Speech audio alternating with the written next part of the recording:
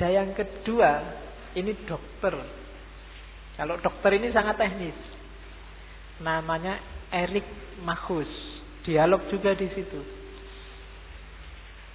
Jadi ini dia bilang bahwa cinta itu unsur yang paling penting, baik jasmaniah maupun rohaniah.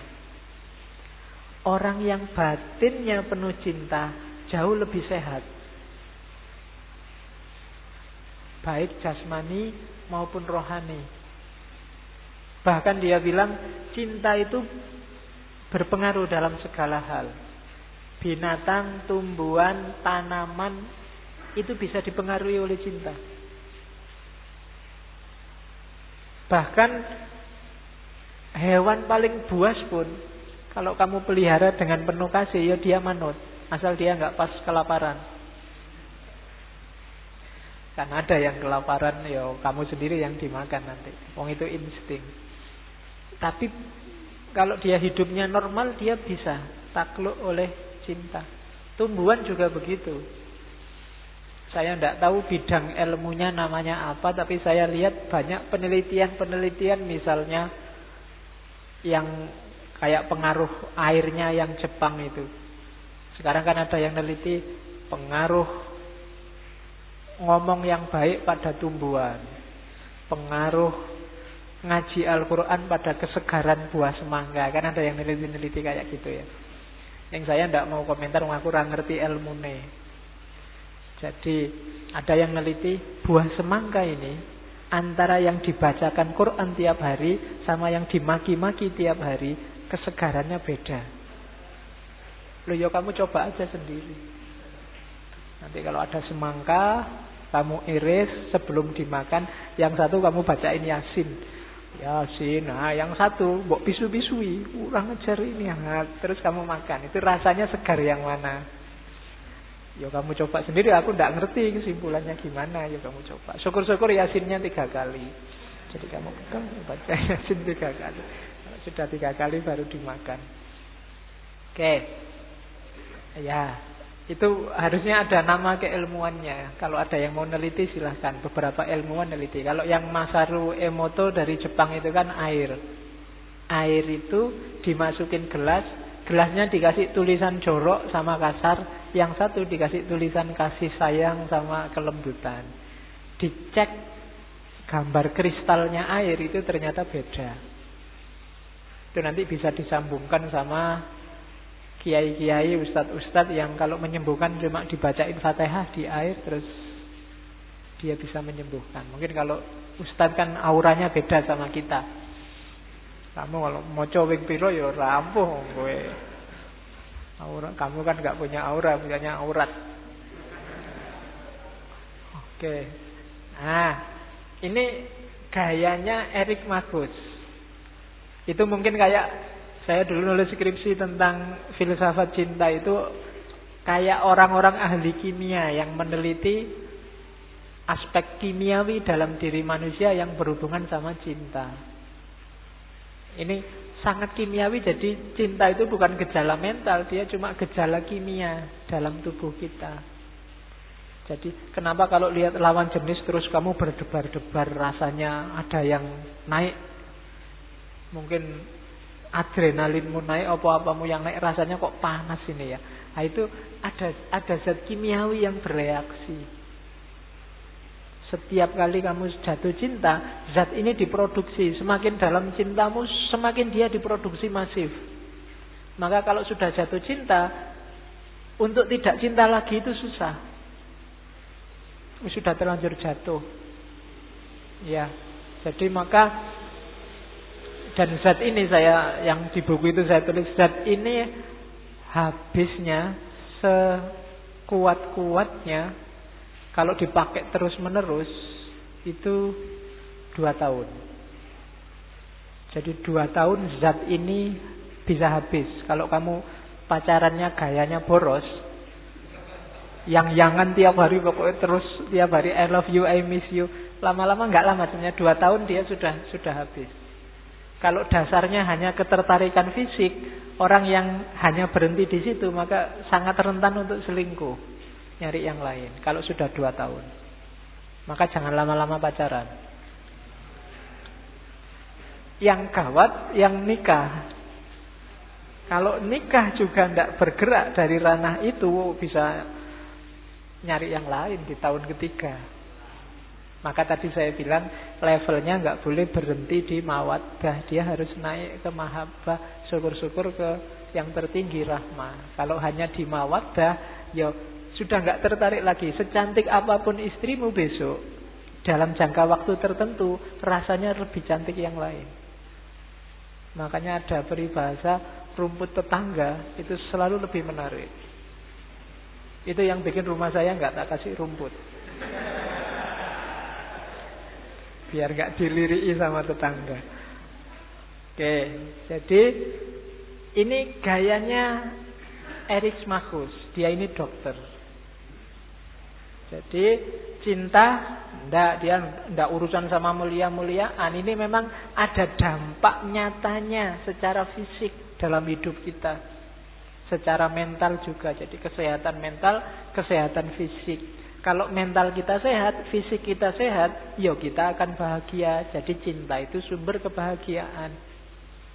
Nah, itu Erich Magus. Dia dokter. Jadi cara berpikir tentang cinta. Itu bagusnya dialog-dialognya Plato. Jadi orang dari banyak profesi, dari banyak bidang ngomong tentang apa yang sedang dibahas. Yang belum ada memang mahasiswa. Tidak ada dari mahasiswa. Dan nanti hampir semua sahabatnya Plato itu ada judul bukunya, Phaedrus, Meno, dan lain-lain. Yang tidak cuma yang simposium ini. Karena simposium ini merujuk forumnya, tidak merujuk nama orangnya. Oke, yang sekarang istilah ini kan dipakai. Setara sama seminar, setara sama workshop, setara sama diskusi dan seterusnya. Meskipun kalau kita kan sering susah membedakan kapan sebuah acara itu judulnya harusnya workshop, kapan sebuah acara judulnya harus seminar, kapan harus diskusi panel, kapan harus sarasehan. Pokoknya ngawur wae, pokoknya ya seminar. Kadang kalau nggak kepingin, kalau waktunya agak lama ya workshop mesti gitu kan. Padahal itu beda-beda, simposium juga beda. Ya. Oke, ya kalau seminar itu jangan diartikan harafiah, tapi ya seminar itu semi itu hampir, nar itu neraka. Jadi seminar itu hampir masuk neraka. Harusnya jangan istilah seminar lah, diganti ya, narnya diganti nur. Nur itu cahaya, jadi hampir menemukan cahaya seminur. Jadi besok kalau masjid bikin acara jangan seminar, seminur. Oke, seminur internasional. Wah, itu agak unik. Oke. Terus, kalau ini artis, budayawan, namanya Aristophanes. Ureanya panjang, enak dibaca, cuma ya puitis karena dia artis. Dari sinilah mungkin muncul gagasan kalau pacarmu atau besok jodohmu itu soulmate, belahan jiwa. Jadi cinta itu adalah pencarian kita pada soulmate kita, alter ego, diri kita yang dulunya kita nempel tapi terus dipisah oleh, karena ada cerita manusia itu dulu gandeng-gandeng dua sesuai pasangannya. Cuma karena dia sombong terus dihukum oleh Zeus. Hukumannya apa? Dipisah dari pasangannya. Sekarang tiap orang itu nyari pasangannya sendiri-sendiri. Ya kalau kamu yang nggak nemu-nemu itu berarti pasanganmu hilang. Atau jangan-jangan diambil orang lain. Karena ada yang poligami banyak, itu jangan-jangan jatahmu diambil. Ya, hati-hati ya. Jadi cinta itu ada ilustrasi bagus, tak ambil dari Google itu. Dulunya itu gabung gitu. Terus sama Zeus dipisah dua. Jadinya kita sekarang itu nyari belahan jiwa. Orang Jawa menyebutnya jodoh itu sigaraning nyawa. Disingkat jadi garwa. Jadi belahan nyawa kita. Karena dulu itu pasangan kita terus bisa. Yo ini faktanya susah diverifikasi, tapi buat puitisasi, dramatisasi memang indah. Nah, itu gayanya Aristophanes. Ya kan? Loh, dulu kan gitu. Kalau dalam Islam kan cara membelahnya kan tidak sigar dua gitu, cuma tulang rusuknya dipotong. Jadi Hawa itu dibelahkan dari Adam lewat tulang rusuknya. Makanya kan ada anekdot itu yang dilakukan Hawa pertama kali tiap pagi itu ngitung tulang rusuknya Adam.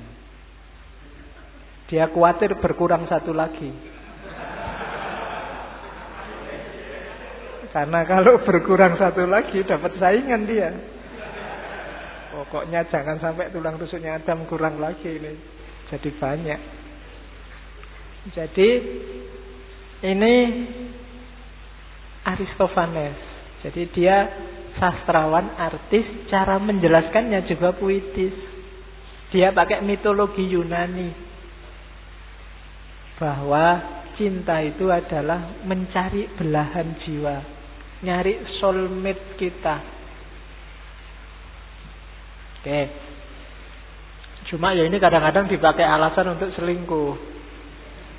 Wah, mohon maaf, aku tidak cocok lagi. Kelihatannya kamu bukan belahan jiwaku. Aku mau nyari yang lain. Ya itu saenake dhewe, jadi sudah dapat nyari yang lain karena bukan belahan jiwa. Atau jangan-jangan ada yang suaminya 1, istrinya 4, itu berarti dulu ngerombol 5 gitu terus dipisah-pisah. Sekarang dikumpulkan lagi jadi 1. Ya mungkin begitu ya, siapa ngerti. Karena ada kadang-kadang pisang itu gandengnya sampai banyak. Nah, dulu mungkin manusia yang edisi gandengnya banyak. Nah, besok di dunia ini istrinya lebih dari 1. Mungkin begitu. Oke, cuma ini Aristophanes. Ya ini tetap membacanya ya simbolis. Jadi cinta itu berarti apa? Nyari yang klop, nyari yang klik sama hidup kita. Jadi yang pas. Kalau kita tumbuh ya nyari tutup yang pas. Kalau yin ya nyari yang. Itu berarti klop, utuh, mencari keutuhan. Jadi kalau orang di Cina yang punya ideologi yin yang kan gitu, pasangan yang baik itu yang melengkapi kita. Kalau kamu yin, carilah yang yang. Yang meledak-ledak, cari yang kalem. Kalau meledak-ledak dapat meledak-ledak, yo rusak. Tiap hari ledakannya jadi besar. Kalau yang kalem dapat yang kalem. Kalau pacaran diem. Satu diem, satu diem. Ngomong apa kita? Tidak tahu. Ya udah diem aja lah. Ayo ora iso pacaran.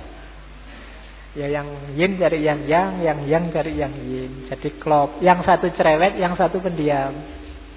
Kalau yang satu cerewet, yang satu cerewet, yo koyo kaset rusak, ngomongannya ndak karu-karuan wis. Tapi kalau yang satu pendiam, yang satu pendiam, ya tidak jelas.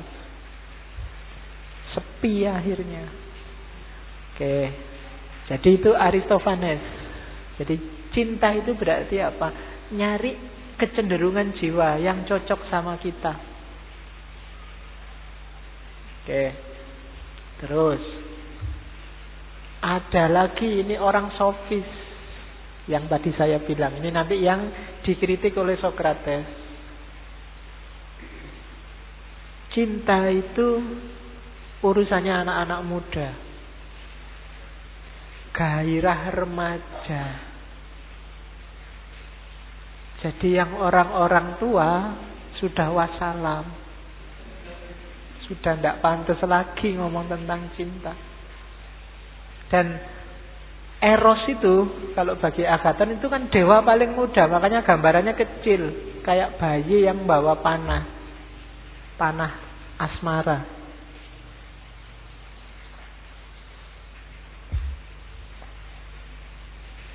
Jadi ya dia pakai logika anak muda, pakai logika kemudaan.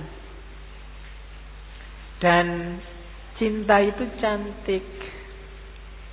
Gambarannya ya, cinta itu kayak wanita cantik yang sangat indah ketika berjalan di antara bunga-bunga. Dan dia tidak pantas jalan di tempat yang tidak ada bunga mekar di situ. Maksudnya apa? Kalau orang sudah tua, katanya Agathon loh ya, bukan kata saya, sudah tidak pantas lagi cinta-cintaan. Dia harus sudah naik kelas. Karena ini hasratnya anak-anak muda. Jadi kalau anak muda jatuh cinta, itu ya kita maklum. Kalau sudah tua kok masih ngejar-ngejar gadis-gadis, masih ya tidak pantas. Katanya Agathon loh ya. Jadi masih pantas. Makanya saya bilang jodoh itu di tangan Tuhan. Sampai umur 30. Kalau 30 kamu sudah tua, Tuhan lepas tangan sudah.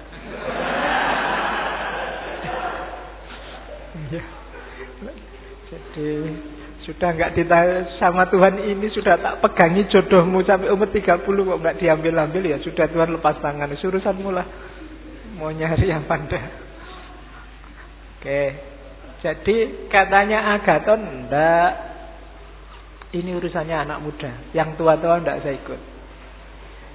Yang tua-tua dia harus tidak lagi mengejar mencari cinta. Level cintanya sudah enggak lagi urusan jasmania.